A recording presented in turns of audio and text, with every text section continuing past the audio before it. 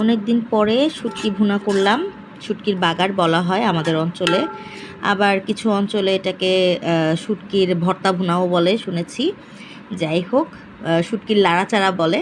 তো আপনার অঞ্চলে, আপনাদের দেশে কি বলে এই যে চ্যাপা শুটকি বা লোটা শুটকি দিয়ে যে পেঁয়াজ রসুন দিয়ে যে এই যে রান্নাটা, প্রিপারেশনটা, এটাকে আপনাদের দেশে কি বলে? এটা একটু কমেন্ট করে জানান তো, একটু শুনি কার দেশে কি নামে পরিচিত।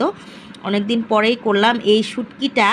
আমি নিয়ে এসেছিলাম হচ্ছে ময়মনসিং থেকে, আমার ননদের বাসায় গিয়েছিলাম, তখন নন্দাই হচ্ছে শুটকিটা এনে দিয়েছে।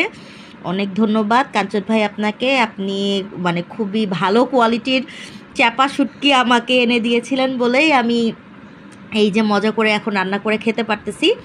হ্যাঁ, আর চ্যাপা শুটকিটা আসলে ঢাকাতেও পাওয়া যায়, এমন না যে পাওয়া যায় না, বাট অথেন্টিক চ্যাপা শুটকিটা আমি মানে খুব কমই পেয়েছি। তো এটার যে গন্ধ, একদম মানে প্যাকেটটা খোলার সাথে সাথে ঘ্রাণে ভরে গেছে। তারপরে রান্না করার সময় তো মানে এত সুন্দর সুবাস বের হয়েছে।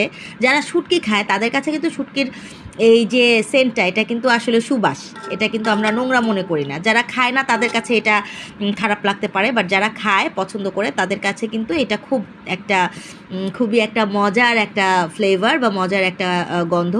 সো এটা হচ্ছে, আমি তো পছন্দ করি শুটকি, ভীষণ পছন্দ করি। তো আমার কাছে এটা খুবই মজার একটা মানে সুবাস লাগছিল আমার কাছে। তো এখন আমি আজকে আসলে ভাতও একটু বেশি বসিয়েছি, সো দ্যাট আমার মানে পেট ভরে মন ভরে খেতে পারবো। শুটকি হলে আমার আসলে আর কোনো কিছু লাগে না।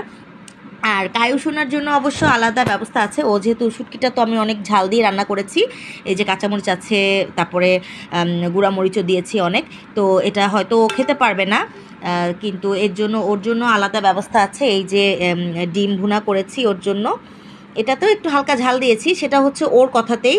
ও বলেছিল একটু হালকা ঝাল ঝাল করে দাও তো মাম্মাম, আমি দেখি যে খেতে পারি কি না। তো এটাও হালকা একটু ঝাল দিয়েছি। কাঁচামরিচ দিয়েছিলাম দুটো, সেটা উঠিয়ে ফেলেছি যদিও আনার আগে, মানে রান্না শেষ হতে হতে কাঁচামরিচটা উঠিয়ে ফেলেছি, কারণ যত বেশি থাকতো কাঁচামরিচের ঝালটা কিন্তু আরও বেশি মিশতে থাকতো তরকারিতে। যাই হোক, এখন আমরা মামে খেতে বসবো, সবাই ভালো থাকবেন। আর ওই যে বললাম শুটকির এই প্রিপারেশনটাকে, এভাবে করে রান্না করাটাকে আপনাদের অঞ্চলে কি নামে ডাকে সেটা একটু জানাবেন কমেন্ট সেকশনে। সবাই ভালো থাকবেন, আল্লাহ হাফেজ।